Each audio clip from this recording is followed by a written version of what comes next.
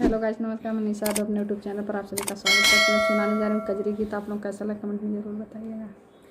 हरे राम संवर संवर दोनों भैया चराव धेनु गैया रे हरि। हरे राम संवर संवर दोनों भैया चराव धेनु गैया रे हरि। सोने यर गीतारी हो रामा जेवना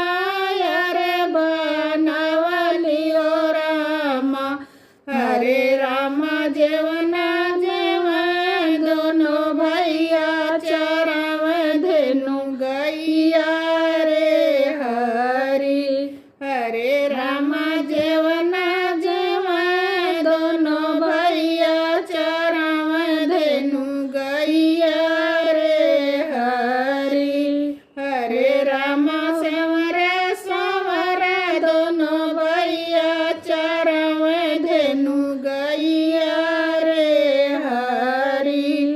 लोटा यर गिलास हो रामा गेड़ुआ यर भरवनी हो रामा। हरे राम गेड़ुआ पियन दोनों भैया चराव धेनु गैया रे हरि। हरे राम गेड़ुआ पियन दोनों भैया चराव धेनु गैया रे हरि।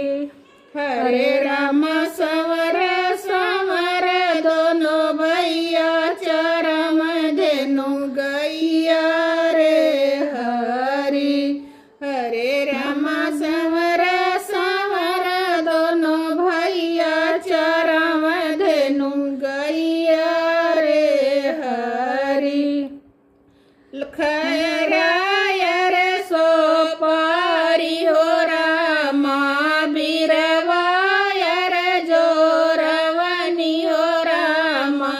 हरे राम बीरवाना चे दोनों भैया चराव धेनु गैया रे हरि।